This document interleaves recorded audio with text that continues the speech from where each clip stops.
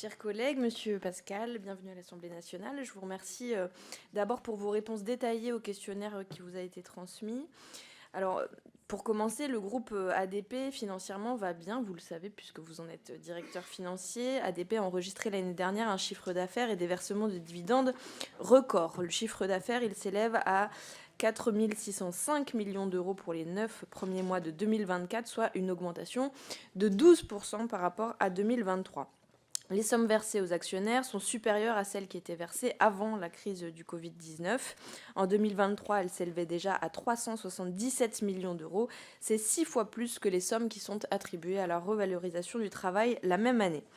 Des résultats financiers qui viennent notamment du développement du groupe à l'étranger, en Inde et en Turquie. Une première question donc, est-ce que c'est la vocation d'un groupe majoritairement public auquel les Français sont attachés, puisque ADP, pour beaucoup de gens, c'est en effet l'objet d'une immense mobilisation inédite pour un référendum contre sa privatisation. Ce bilan financier, il interroge. Le poids de la dette du groupe a augmenté de plus de 8% au premier semestre 2024 par rapport à 2023.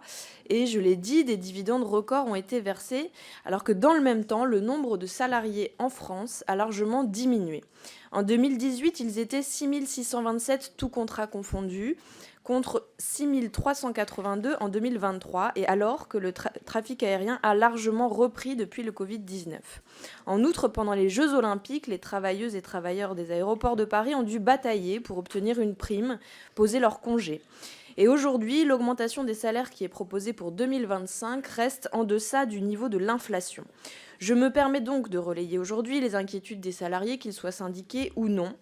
La sous-traitance, le flex-office, les open space, ce sont autant de motifs de dégradation des conditions de travail qui sont source de stress dont ils nous ont fait part. Une deuxième question donc, quel est votre point de vue sur la politique salariale qui doit être menée au groupe ADP ?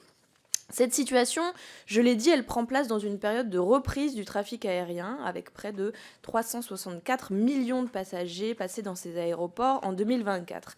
Une hausse de 6,5% par rapport au trafic d'avant Covid.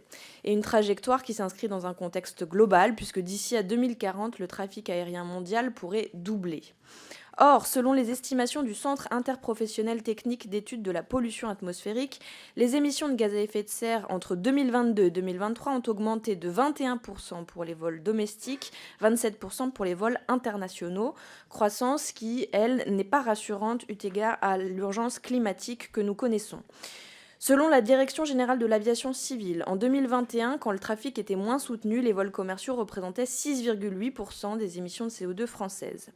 Malgré l'abandon du projet du terminal 4 de Roissy à la suite d'une importante mobilisation, la réduction du trafic aérien n'est pas l'un de vos objectifs. Je résume les réponses au questionnaire que vous avez bien voulu apporter. Vous n'excluez pas le retour du projet de T4.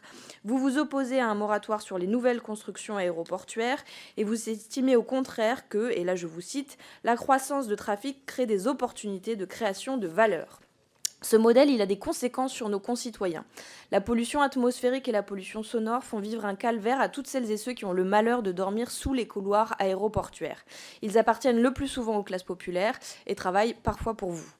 La pollution atmosphérique, elle est responsable de 47 000 morts par an. En France, 9 millions de personnes sont surexposées au bruit, ce qui entraîne 900 000 cas d'hypertension artérielle chaque année. Ce sont des estimations, et c'est le cas dans mon département tout particulièrement, puisque le Val-de-Marne a vu le nombre de personnes touchées par les nuisances sonores augmenter ces dernières années. Pour cause, sur votre site d'Orly, les compagnies low cost, irriguées d'argent public par les amis de M. Macron, ne cessent de déroger au couvre-feu. En 2023, c'était plus de 30 fois.